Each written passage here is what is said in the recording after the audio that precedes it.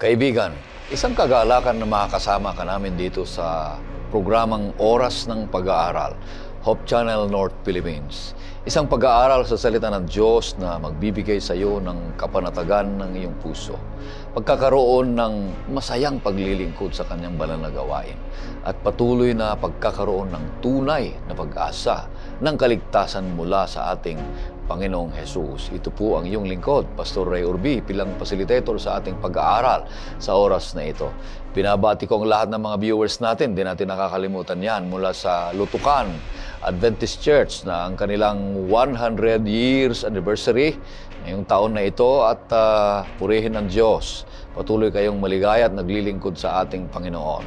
Ganon din sa Luzon, sa Cotabato, sa Carmona, sa Salinas, ganon din sa Novaliches, sa Lucban, sa San Narciso, sa Malaybalay, Bukidnon, Santa Marcela, ganon din sa Kalinga Apayao, sa Dasol, sa Don Bosco, sa Mahayhay, sa ganon din sa Sydney, Australia, sa Alberta, sa Cyprus, at sa mga hindi ko pa nabanggit, kaibigan, pagpapalain ka ng ating Panginoon Diyos na siya ang may-ari ng ating buhay. Maraming salamat sa mga masisipag na nagsusulat dyan sa comment section.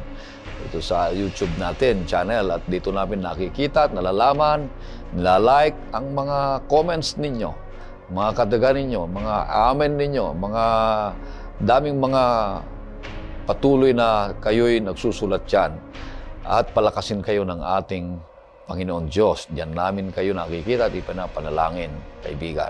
Kaya patuloy kayong susubaybay na ito magsusulat. Ngayon, ang mga kasama natin dito, patuloy si Pastor Ray Salo.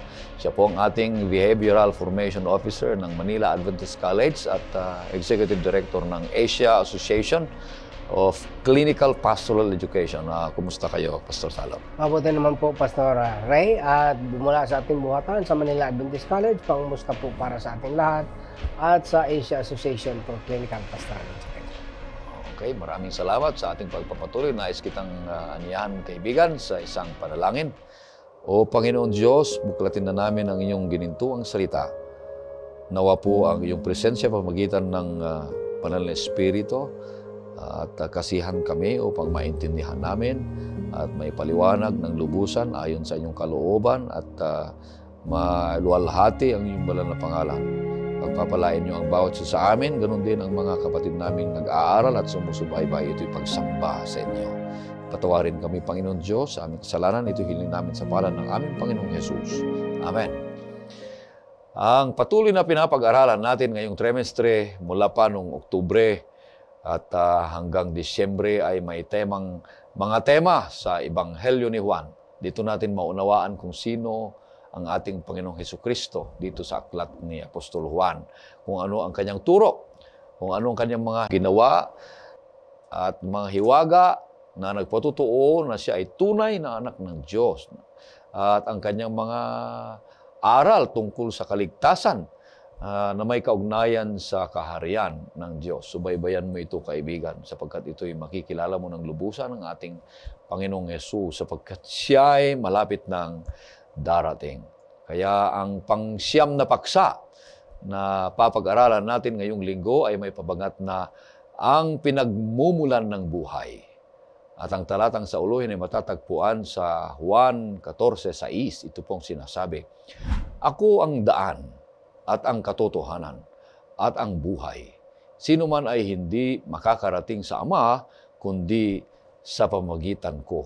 Sabi niya. Napakabuti ng Panginoon Diyos. Pag-aaralan natin ang ating leksyon at buuin natin ng 3 punto, Pastor Salo. At ang 3 punto ay nag-uumpisa sa letter P. At ang unang P ay Promises Spiritual Satisfaction. Yan yung tinapay. Ang second P ay Provides Security and Salvation. Yun yung kung daan. At ang pangatlo ay Produces Fruitful Lives. Napakaganda nito. Lahat na ito ay ipapaliwanag natin. So, magitan kay Pastor Salo. Pastor, ano ang ibig sabihin nito nung letter P na una? Promises Spiritual Satisfaction according to yung lesson natin. Ang pinagmumulan ng buhay, ang Panginoon. Maraming salamat po, Pastor Ray. Una, kailangan natin makita dito, Pastor Ray, na itong I am statement ng ating Panginoon Hesus, ito ay tinatawag nating confirmation or reaffirmation from the declaration in the Old Testament. Ngayon, maraming I am statement ng ating Panginoon Hesus dito sa New Testament na dalawa ang pwedeng mangyari. Una, pwede nating tanggapin at paniwalaan. Pangalawa, pwede naman nating i-reject at hindi paniwalaan. So, nakadepende sa ating desisyon at ang consequence niyan depende sa ating ginagawang aksyon. No, ngayon, ang una, promises spiritual satisfaction. Ating basahin natin, Pastor Orbe, ang sinasabi, mag-focus tayo sa John chapter 6. So, sa ating mga taga-subaybay, pakibuksan po ang inyong mga Biblia sa John chapter 6. Diyan po ang ating focus in this part of our discussion.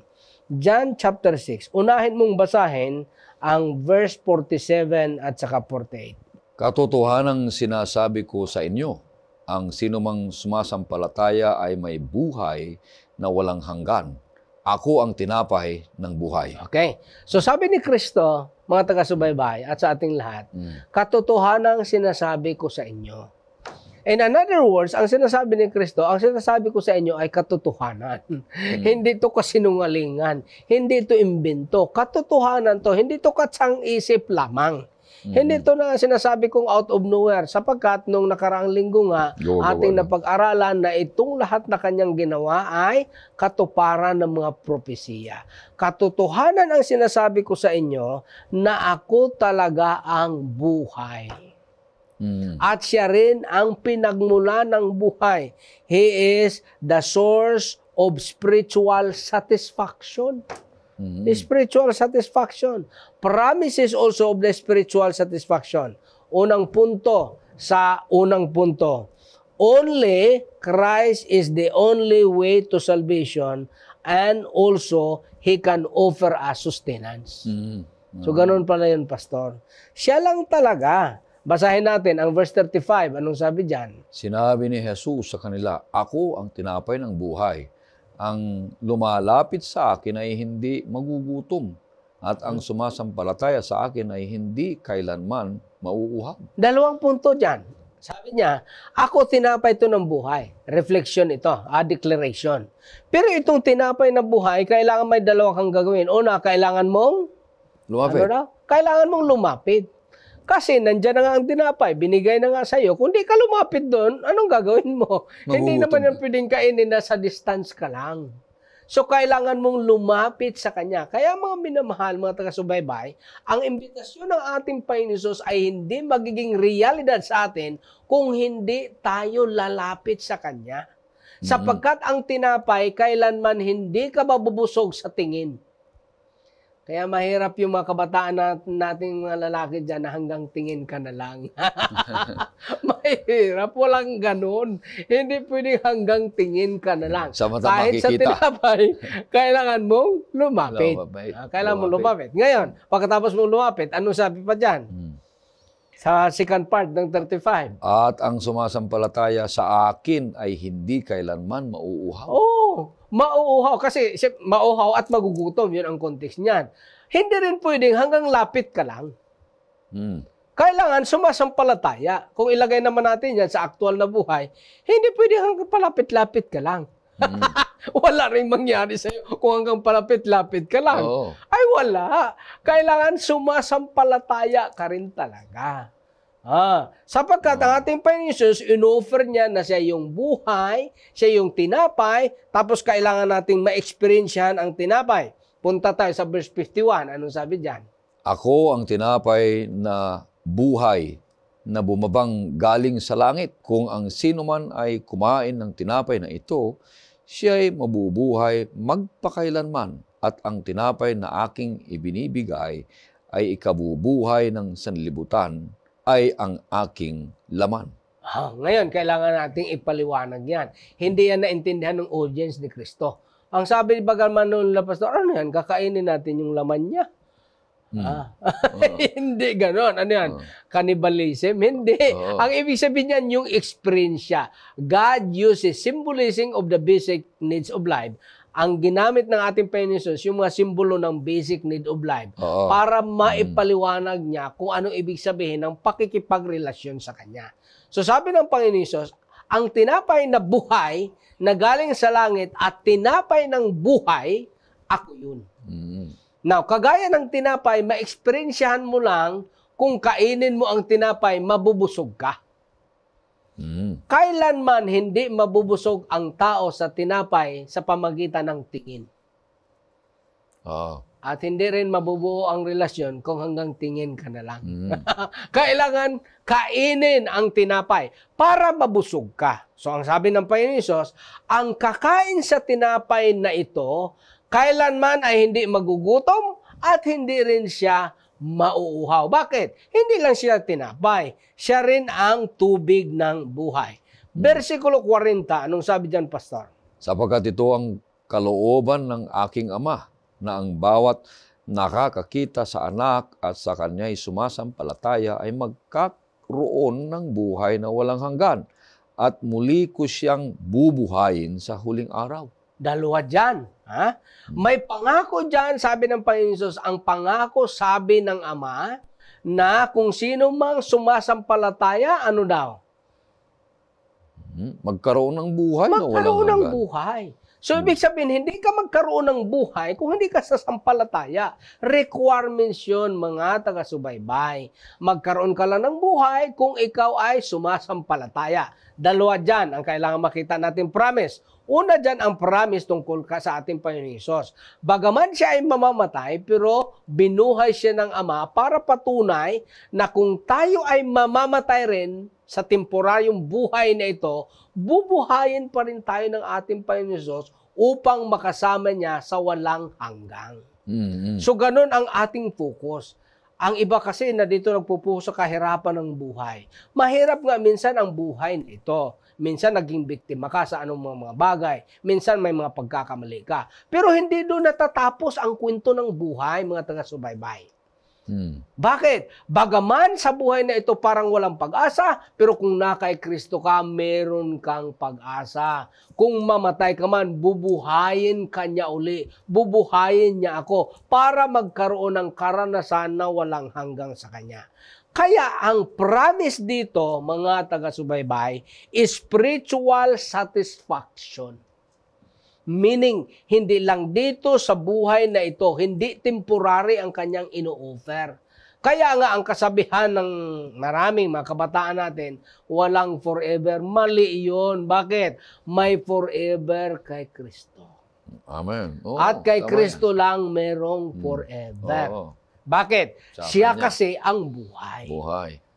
Sa buhay na ito, minsan walang forever, pero kay Kristo, merong forever. Oo. Kaya Totoo. ipinangako niya, sabi, pag pumunta ka sa akin, pag ako iyong naranasan, kagaya ng tinapay, nakakabusog lang sa'yo kung kakainin mo. Mm. Pero kung titingnan mo lang ang tinapay, naubos ng laway mo sa kakalunok, walang mangyari sa'yo. Mapapasma ka. Mm.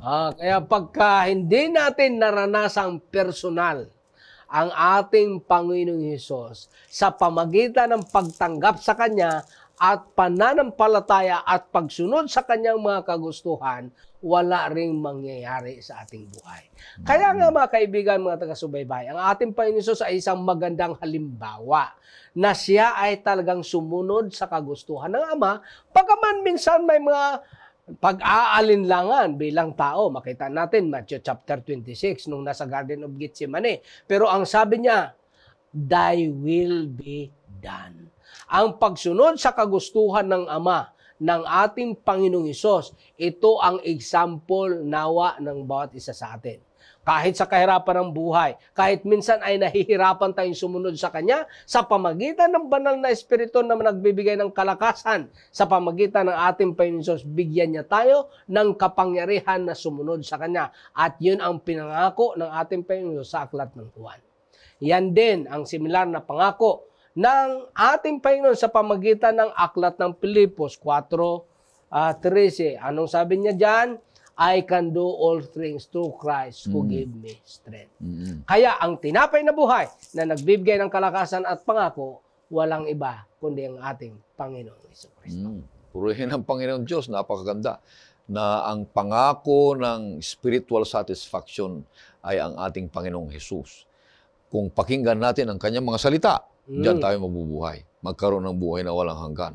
Kahit mamatay pala tayo, namatay si Kristo, bubuhayin ka rin kung kasi nasa binuhay Kanya nga ka. siya Oo. Yun yung sample. Magandang pangako ito Yun yung bawat isa sa ebidensya. atin. Kaya ang background pa nito, kaya sinabi, yan ang nakarang mga ilang lessons natin, kaya sinabing, ako ang tinapay ng buhay. Kasi nagpakain si Moses ng mana. Oo. At yung mana na yon ay nagbigay sa kanila nung mga Israelita noon sa ilang ng patuloy na pagkain. Hindi na sila nagluluto. At saka hindi yun nabubulok. Oo, hindi yun nabubulok. Pero pag kinuha nila ng doble sa Friday, nabubulok. Nabubulok, oo. Yun ang prinsipyo nyon. Nandun si Jesus, nagpakain siya ng maraming mga tao. Abay, ito na yung mana. Kaya gusto na lang sundan ng ating Panginoong Jesus na pag na kay Jesus ka na, ay lagi ka nang kumakain ng pagkain ng mana na kagaya ng buhay na binibigay sa atin ng ating Panginoong Jesus. Kaya napakaganda nito pag ang bawat isa sa atin ay na kay Kristo, hindi mo lang pagmamasdan si Kristo, lumapit ka at pag-aralan mo ang kanyang salita, namnamin mo, isa kabuhayan mo, yun yung pagkain, no? Isa Ang isa kasing mo, punto dyan, Pastor, na kailangan ma-pick up natin, yung tinatawag na complete dependence. Kasi kagaya ng tayo sa ating panahon ngayon, pag hindi tayo kakain, kanila kasi bread yung kanilang main food noon. Pero i-contextualize natin, rice. Pag hindi ka kumain ng rice, anong pakiramdam mo? Parang hihina. Hindi parang. Talagang manghina ka.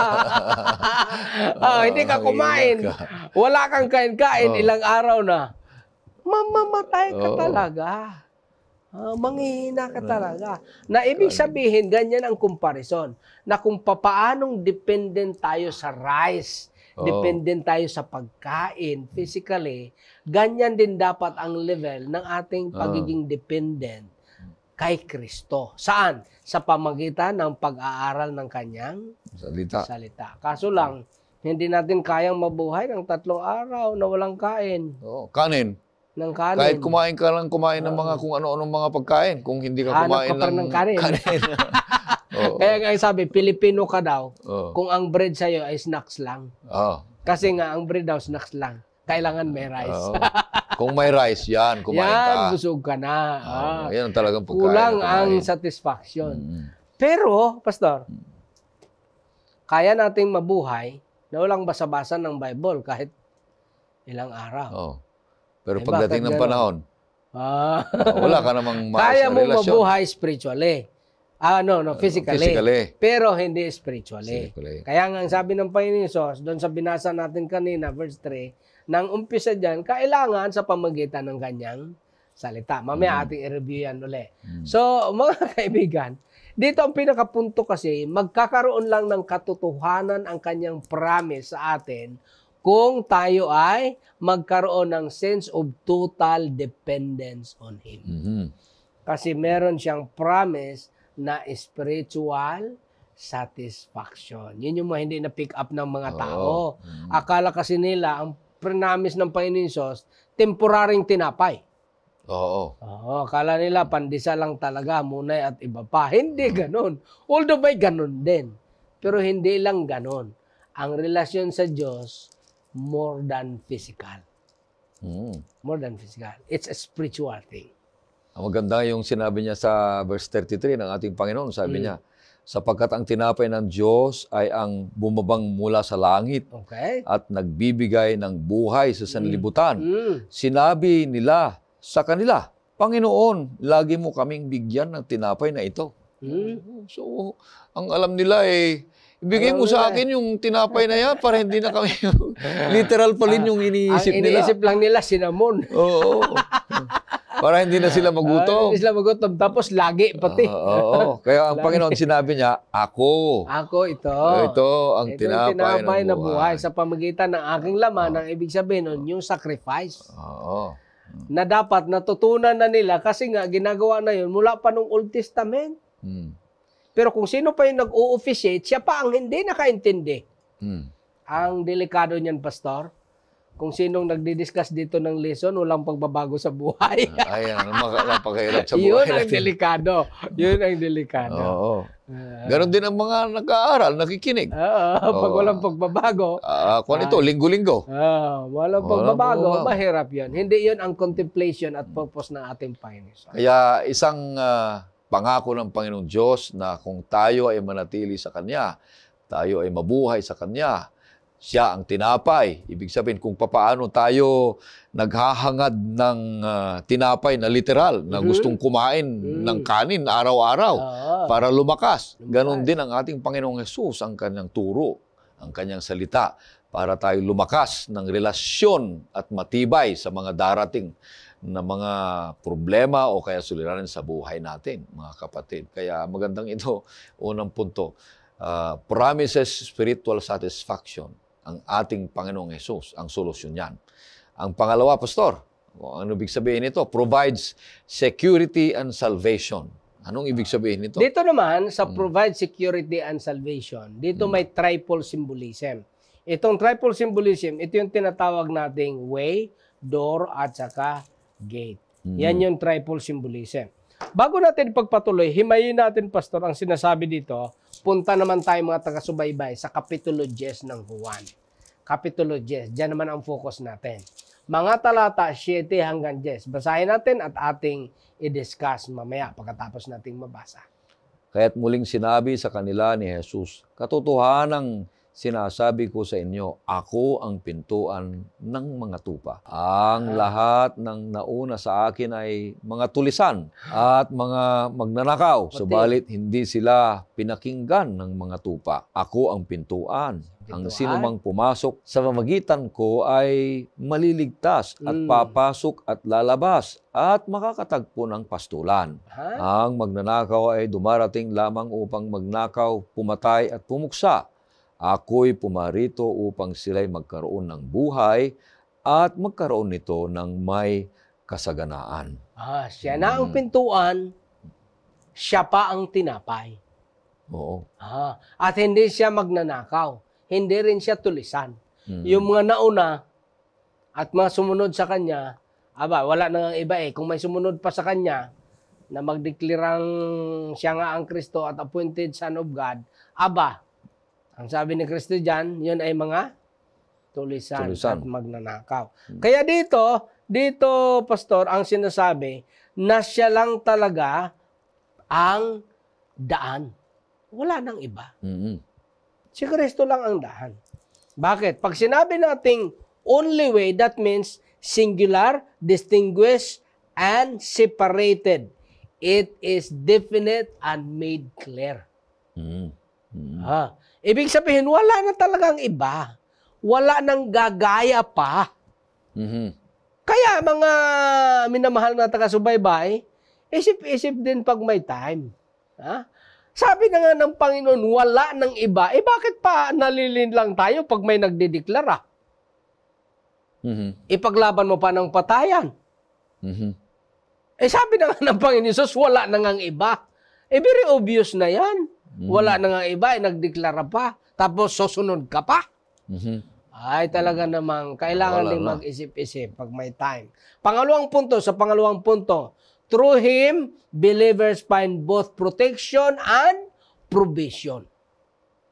Hindi lang protection, Pastor, kundi kasama ang provision. Bakit? Originally, Pastor, ang mga sinasabi ng ating Panginoon Jesus, hindi talaga siya prohibition, kundi siya ay protection. Halimbawa, nung sinabi ng ating Panginoon Jesus kay Adam at Eve, huwag kayong kumain sa bunga ng kahoy ng pagkilala ng mabuti at masama. Ang maraming pagtingin ng iba doon, prohibition. Hindi yun actually prohibition primarily. Ano yun? Protection. Hindi niya pinagbabawal yun. Hindi yun pinagbabawal na walang kadahilanan. Actually, hindi bawal ang primarily purpose niya, kundi gusto niyang protektahan ka. Sabi ng magulang, anak, huwag kang magala-gala ng alauna ng madaling araw dito, delikado. Pagbabawal ba yan?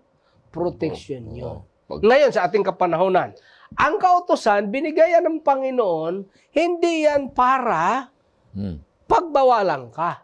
Kundi para protectionan ka. Halimbawa, Pastor, Sabi ng ating Panginoon Jesus, ay huwag ka ng mga lunya. Or huwag kang pumatol sa may asawa na. Pagbabawal ba yon? Hindi. Protection yon. Bakit? Alam ng Panginoon na masasaktan ka lang. Kaya nga ang sabi ng teacher ko, huwag kang umibig sa taong parang buwan.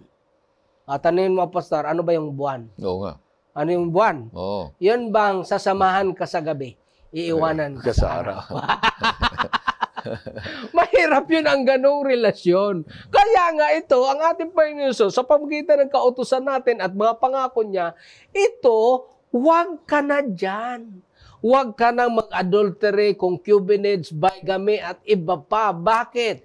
Hindi sa pinagbabawalan kita, kundi gusto kong maprotektahan ka. Maiingatan ka. Maiingatan ka. Bakit? Mahal kasi tayo ng Diyos. Ang sabi ko sinong marami, yung masarap pinagbabawal. Hindi actually yan masarap. Pinoprotektahan ka kasi alam ng Panginoon na masasaktan ka pagka sinuway mo yan. Mayroon kasi ngayon, Pastor, siyempre sa akin practice, mayroong counselor, ano? Di pagtanong ko, alam mo ba na may asawa na? Alam ko, Pastor, pero nahulog Masarap sabi. Nahulog. Masarap sa una. Sarap sa una. Nahulog daw pati. Sabi ko, basag ka nga talaga niyan. Nahulog ka no? Kaya, kung alam mo na, sabi ng Panginoon Jesus, huwag ka na dyan. Bakit? Masasaktan ka lang. Pangatlong punto, sa pangalawang punto, leads his followers to abundant life. Verse 10, Pastor, pakibasa. Ang magnanakaw ay dumarating lamang upang magnakaw, pumatay at pumuksa. Ako'y pumarito upang sila'y magkaroon ng buhay at magkaroon nito ng may kasaganaan. Sabi niya, yung mga nauna sa akin, at ito pa yung mahuli, magnanakaw yan. Ang purpose niyan, puksain ka lang. Pahirapan ka. Pahirapan ka lang. Sasaktan ka lang niya. Alam mo nang sasaktan ka, ba't ka pa doon? Kaya nga si Kristo, sabi niya, pag dito ka sa akin, magkaroon ka ng buhay. Anong klaseng buhay? Walang hanggan. Walang hanggang. At ano pa sa presenting kabuhayan? Kasaganaan. Abundant life.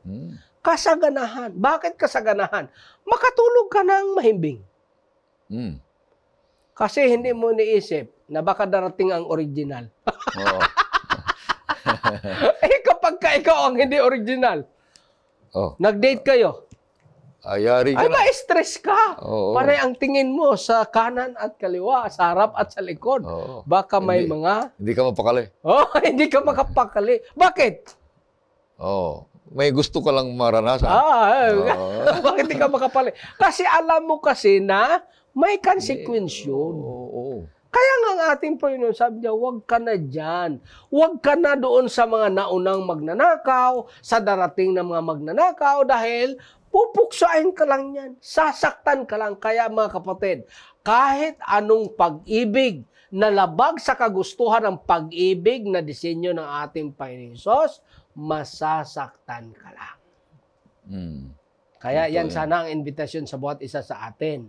Na kahit ano man yan, relasyon, bagay, pangarap at iba pa, kung yan ay malayo sa kagustuhan ng ating Panginoon Hesus na siya ang nagbibigay ng buhay at tinapay ng buhay, ang ending niyan, masasaktan ka lang.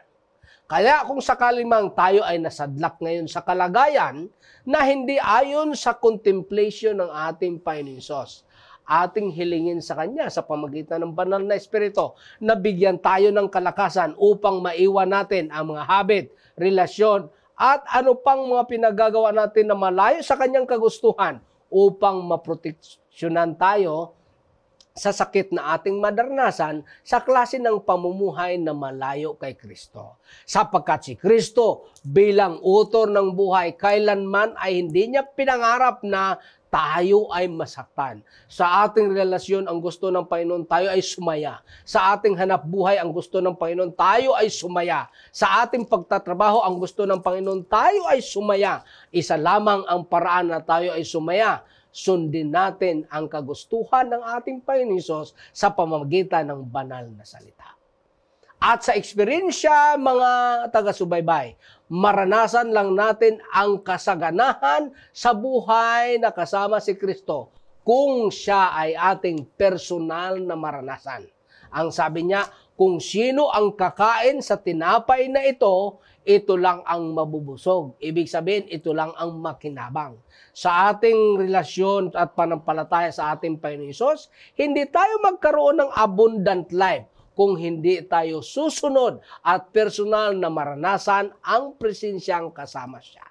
Kaya kung sakali mang narito pa tayo sa tinatawag nating Valley of Decision, kasi nag-i-enjoy pa tayo sa mga kasalanang ating hawak-hawak, bagaman alam natin na hindi ito ang kanyang kagustuhan, sa pamagitan ng banal na espiritu tayo bigyan niya ng kapangyarihan, na ang kapangyarihan na ito ay magbibigay sa atin ng kasaganahan ng buhay na kasama ang ating Panginoong Jesucristo. Sapagkat kay Kristo, nandyan ang kasaganahan. Naman. Purihin ang Panginoong Diyos. Napakaganda na ang pag-iingat ng Panginoong Hesus ay nakalaan para sa bawat isa. Ipinaghandaan na niya. Kaya siya ang daan. Ibig sabihin, wala nang iba. Siya lang ang sundan natin. Huwag tayo nang gagawa ng ibang daan natin dahil ito'y patungo sa kapahamakan. Huwag din sumunod sa daan ng iba na hindi siya. Daan. Hanapin natin ang mga daan na tungo sa kaligtasan. Kaya nga't sinabi pa rin niya siya ang pintuan. Tugma ba ito sa sinabi ng Panginoong Hesus na hanapin niyo o kaya pumasok kayo sa makipot na pintuan? Sapagkat maluwang ang pintuan at malapad ang daang patungo sa kapahamakan at marami ang pumapasok doon. Ngunit sabi niya sa 14, sapagkat makipot ang pintuan at masikip ang daang patungo sa buhay at kakaunti ang nakakatagpo niyon. Ito yung sinasabi ng Panginoong Hesus. Maraming mga nakakakilala sa Kanya, nananampalataya sa Kanya, pero konti ang sumusunod. Marami kasing opsyon doon sa isa. Ibig sabihin ng Panginoong Hesus, napakaraming opsyon dito. Akala nga kasi, ngayon pinaliwanag natin, Pastor, akala nga kasi ng iba, itong imbitasyon ng ating Panginoong Hesus ay prohibition. Pero hindi nga ho yan prohibition. Yan nga po ay protection. Sapagkat alam niya kasi ang hinaharap. Kaya nga sabi niya, masasaktan ka kasi dyan. Pag dumaan ka sa diyang daan, ang daming dumadaan dyan. Bakit? Maluwang, maraming invitasyon, masaya ka mo rito, chill-chill lang dito sa mga kabataan pa. Pero hindi talaga dyan chill-chill.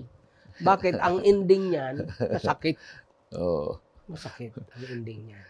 Yung sinabi mo sa kanina na, yung kasalanan, yung paggawa ng makamundong bagay ay parang hindi masarap yun.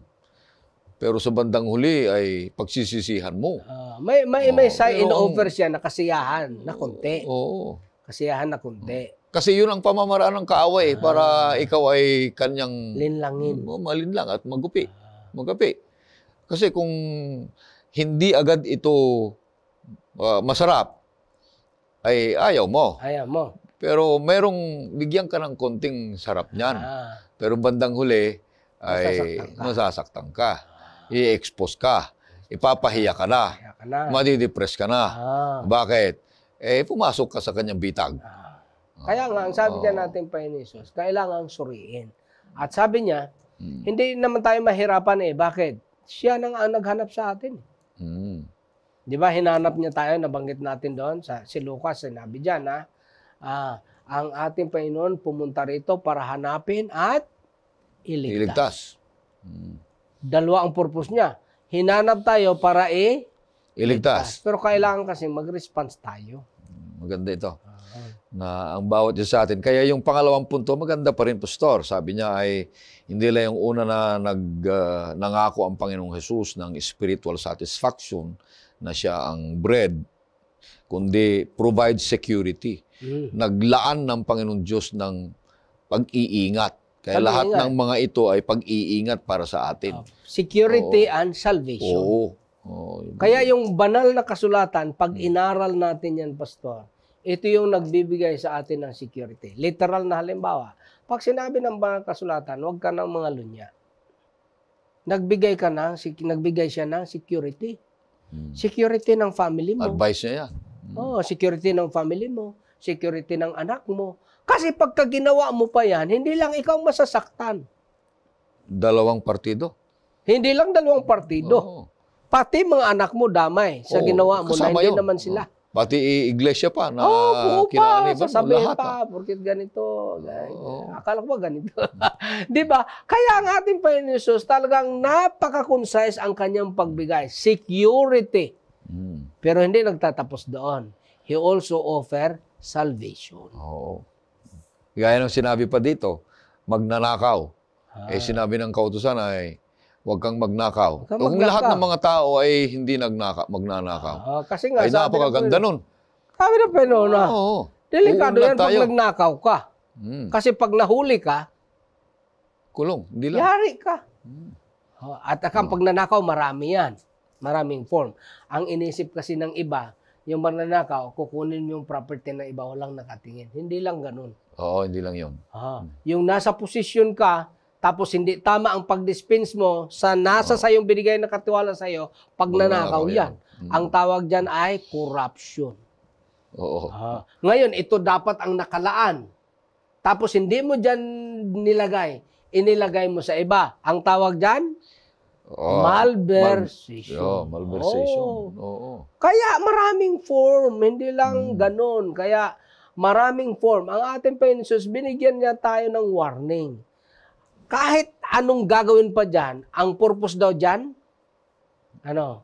pupuksain ka lang nila. Kaya si Satanas, wala talagang iba dyan, Pastor. Wala talagang ibang agenda si Satanas. Anong agenda niya? Sasaktan ka lang. Sisiraan. Sasaktan. Hindi ka lang sisiraan. Ipapahiya. Sisirain ka talaga. Sisirain talaga. Hindi lang sisiraan. Kasi yung sisiraan, di ganun ang effect lang noon eh. Sisirain ka talaga. Okay. Kaya sabi ng Panginoon, kung sakaling nandyan pa kayo, bigyan niya tayo ng kapangyarihan para makawala tayo sa talikala ni Satanas. Kung ano man ang nakagapo sa atin. Napakaganda nito. Pag sinabi niyang siya ang daan, pag sinundan mo ang daan patungo sa ating Panginoong Jesus, magkakaroon tayo ng kaligtasan. At pupunta na tayo sa pangatlo. Kaya yung una, yung pangako ng spiritual satisfaction. Pangalawa, yung naglaan ng seguridad at kaligtasan na siya ang daan, siya ang pintuan. At ang pangatlo dito ay produces fruitful lives. Yung magbubunga ng saganang buhay. Anong ibig sabihin, Pastor, ito? So, imbitahan naman natin ang ating taga-subaybay. Punta naman tayo sa Juan 15. Juan 15 naman tayo dito, Pastor. Mag-umpisa tayo dyan sa Juan 15, versikulo 3. Ano ba sabi dyan sa versikulo 3? Kayo'y malilinis na sa pamagitan ng salita na aking sinabi sa inyo. Paano daw tayo malilinis? Sa pamagitan ng salita. Ang application dito sa atin. Paano tayo malinis, mabago ang ating ugali? Sa pamagitan ng pag-aaral ng salita. Yan yung application yan. Kaya dito ang unang punto sa pangatlong punto, ang ating Panginoon Jesus, He is the provider of the meaning of life. Tingnan natin ang verse 4, Pastor. Pagpatuloy natin ng konti. Kayo'y manatili sa akin at ako'y sa inyo, gaya ng sanga na hindi magbubunga buhat sa kanyang sarili, malibang nakakabit sa puno. Gayon din naman kayo, malibang kayo'y manatili sa akin. Ang pinaka-keyword dyan, manatili. Nakakabit, nakadugtong. Kasi kagaya ng sanga, ay imposibleng mabuhay ang sanga kung hiwalay sa puno. Yun ang comparison, ang ginamit ng ating Panginoon sa Christ sa object lessons. Lalo na itong mga magsasaka, nakakaintindi talaga sila dyan. Hindi pwedeng mabuhay ang sanga kung yan ay hiwalay sa puno. Buhay yan, may mga ilang halaman, buhay temporarily. Pero kailangan nakakabit lagi tayo sa puno. Bakit?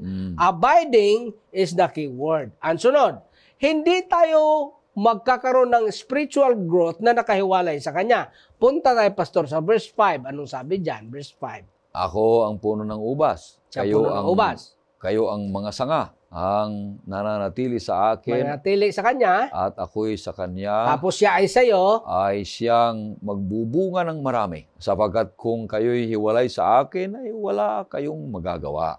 pag hiwalay nga sa Kanya, walang magagawa. Ngayon, itong bunga, maganda ang explanation dito ni Apostol Pablo. So ating imbitahan ng ating taga-subaybay. Punta tayo sa Kapitulo 5 ng Galacia.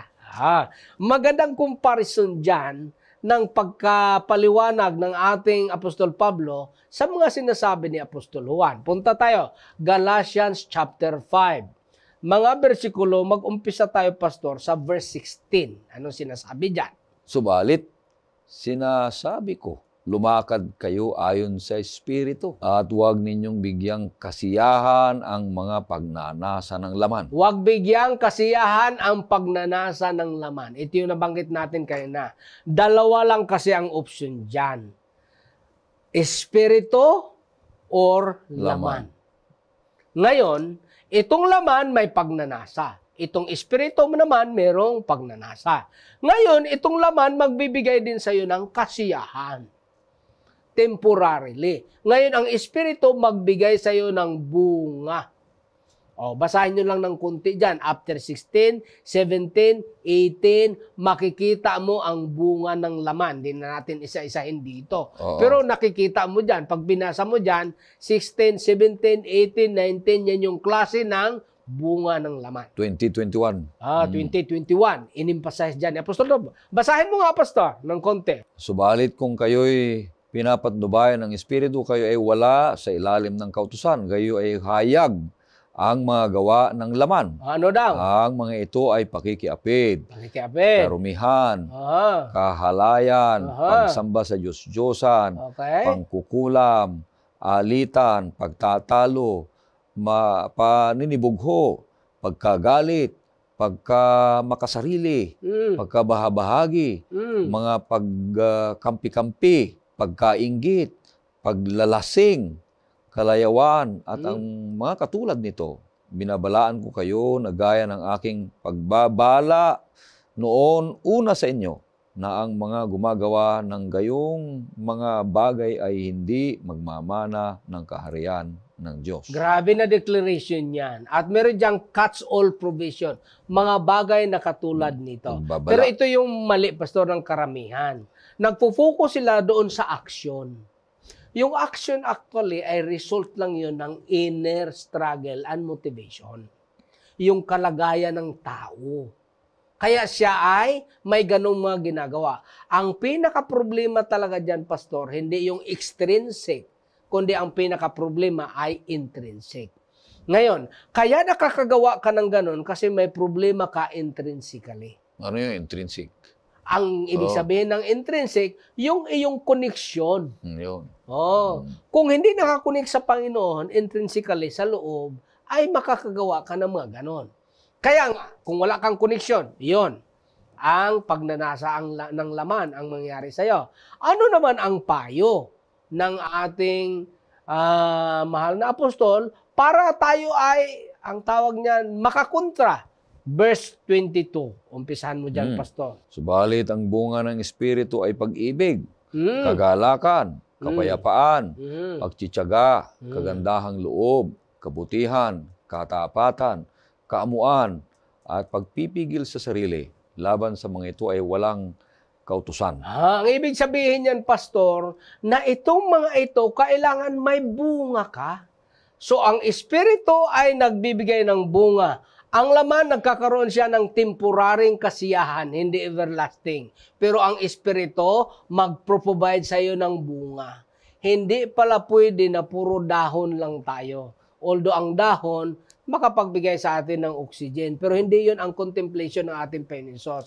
Ang gusto niya, magkaroon tayo ng bunga. Ano ang bunga na kanyang binabanggit? Binabanggit niyan ang bunga ay, ano yun, Pastor? pag-ibig, kagalakan, kagalakan, kapayapaan, kapayapaan, pagtsatsaga, kagandahang loob, kabutihan, katapatan. Hindi yan bunga na sarili natin. Bunga ng ano? Espiritu. Bunga ng Espiritu. Sapagkat kailanman ang taong kagaya natin ay incapable to produce such fruit. Bakit? That is only defined as fruit of the Holy Spirit. Basahin natin, Pastor, ang versikulo 6 sa talatang 15. Anong sabi diyan? Kung ang sinuman ay hindi manatili sa akin, siya ay itatapong katulad ng sanga at matutuyo. At sila ay titipunin at ihahagis sa apoy at masusunog. Dito, napakahalagang makita natin. Ito yung tinatawag na situation, warning, and result. Ano ang situation dyan? Sabi niya, kailangang manatili kayo sa akin. Bakit? Pag hindi kayo manatili, ito, warning ito. Ano ang warning daw? Puputulin ka. Tapos, itatapon ka pa sa apoy. Yan yung, ano magre-resulta? Tupok ka talaga. Yan yung tinatawag na situation, warning, and result. Ano ang situation? Kailangan manatili tayo sa ating Panginoon Hesus. Bakit? Pag hindi tayo manatili, puputulin ka. Tapos anong gawin sa'yo? Pagkatapos maputol, itatapon sa apoy. Mahirap yung ganong kalagayan, Pastor. Kaya dito ang ating Panginoon, sa ngalan ng pag-ibig, nagbibigay siya ng imbitasyon, warning, and result. Napakapatas ng ating Panginoon Hesus. Bibigay siya ng imbitasyon, nagbibigay siya ng warning, at pinaalam niya na ang result. Kaya kung hindi pa rin natin tanggapin ang imbitasyon, sa kabila ng may warning na nga, at may declaration na kung anong result sa'yo, ay problema na talaga ng tao yan. Malaking kasiraan na. Malaki problema yan. Kasi nga, binigay na ng Panginoon ng lahat eh. Binigyan ka na ng warning, binigyan ka na ng strategy, sinabi na sa'yo ang result, hindi pa rin. Ay, ano pang magagawa niya? Ginawa niya namang lahat para sa atin. Interesado ako sa sinabi mo, Pastor, na may mga kapatid na ay kulang sa bunga. Marami sa dahon. Puro dahon lang alam mo tayo. sabi ni Ellen White dun sa dahon pala. Ay marami siyang nakikitang dahon dun sa bunga ng sa kahoy ng higos. Marami siyang nakikitang dahon. Sabi ni Ellen White, ang dahon ay salita. Maraming mga salita ang mga kapatid. Marunong tayong magsalita pero kulang sa bunga. Wala sa bunga.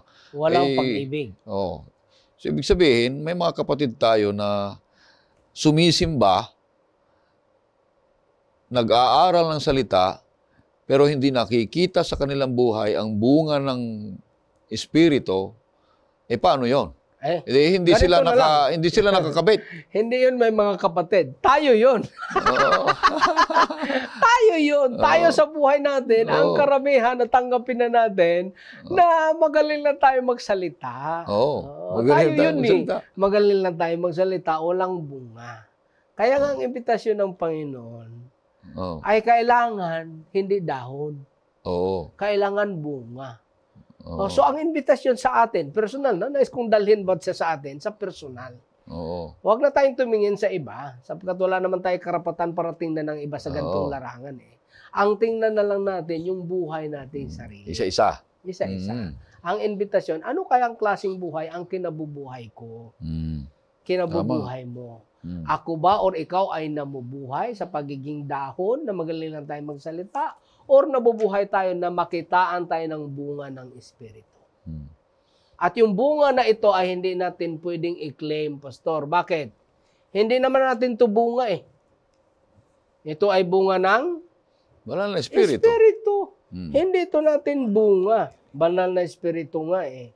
Paano natin angkinin na bunga natin yan eh? Sa Espiritu nga eh. Kaya ang sikreto para dito, para tayo'y mag-produce, ayon sa pangatlong punto, ng fruitful lives ay manatili. Manatili. Remain, sabi niya doon manatili tayo sa ating Panginoong Hesus. So, ibig sabihin, may chronology yan, Pastor. Tanggapin natin siya, mananampalataya tayo, at manatili. Mm. Hindi pwedeng humiwalay. Bakit? Hindi ka talaga magbubuga pag humiwalay ka. May ilang kapatiran na sasaktan, na backslide daw sa elder. Na backslide sa nag-discuss ng lesson. Oo. Na backslide sa pastor. Ay, hindi ganun. Bakit? Hindi sila ang karelasyon mo. Ang karelasyon mo ay sino? Ang Panginoon naman ang karelasyon mo dyan eh. Siya naman ang kausap mo. Siya naman ang kakontrata mo. Personal mo naman kausap ang Panginoon pagdating sa kaligtasan. Kaya huwag kang magtampo dahil sa iba. Punong-puno dapat tayo ng pagtsitsaga.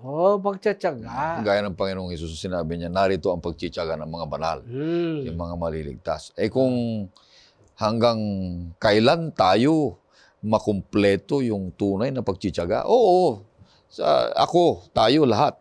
May mga bagay na lumalampas yung pagtsitsaga natin. Meron sa tawag sa Ilocano, hindi siya makalawlaw kilib.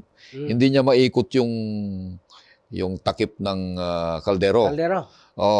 Hindi niya na maikot. Kasi kung naikot mo yon, ibig sabihin ay napagtsagaan mo yon, yung isang tao. Hindi mo naikot. Kasi nandito ka pa lang, hindi mo na kaya. Nag-meltdown ka na. Nakipag-away ka na. Hindi mo na kaya. Nagsiraan na. Nag-burst out na. Inaway mo na yung Sabbath school teacher mo. Dahil parang nagtatanong ka na alam mo na ang sagot, sinusukat mo pa yung kanyang kaalaman. Kaya nga, sabi dito naman ng Panginoon, Pastor. Hindi tamang pag-aaral ng lisyon at karapat-dapat na pagsamba. Ang sabi niya dyan, kung hindi nyo kaya, ako kaya ko. Kasi nga, sabi ng Hebrews 4, 15 at 16, lahat kasing pagsubok naranasan niya. Ang kaibahan, tayo ay nagkamali, siya ay hindi. Kaya nga, anong sabi niya? Lumapit kayo sa akin. Huwag niyong suluhin. Yun ang imbitasyon niya. Narito nga ako bakit ka kasi magsusulo? Doon ka mahirapan kung magsulo ka. Okay, maraming salamat sa ating pag-aaral. Huwag nating kalimutan ang ating leksyon ang pinagmulan ng buhay ay letter P, promises spiritual satisfaction, provides security, and produces fruitful lives. Mananatili tayo sa ating Panginoong Hesus. Kaya sa ating pagtatapos, makakarinig tayo ng isang awitin. Pagkatapos ay mapakinggan natin si Pastor sa kanyang panalangin.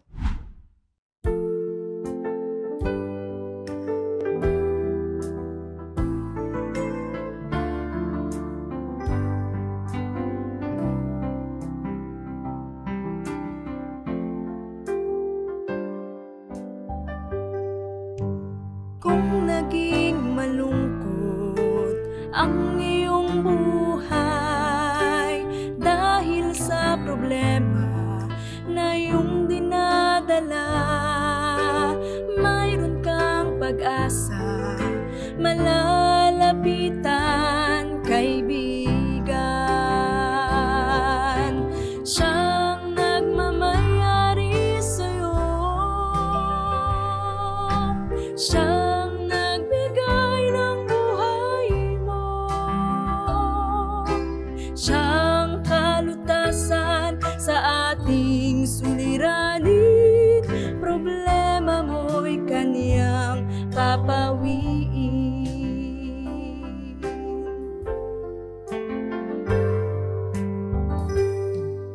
Sa bawat araw, sa bawat sandali, kanyang pinadama pag-ibig ng Diyos Ama. Huwag kang mag-alinlangan na siya ay lapitan, kaibigan. Siyang nagmamayari sa'yo, siyang nagbigay ng buhay mo, siyang kalutasan sa ating suliranin. Problema mo'y kaniyang papawiin. Siyang nagmamayari sa'yo, siyang nagbigay ng buhay mo, siyang ating suliranin, problema mo'y kaniyang papawiin. Problema mo'y kaniyang papawiin.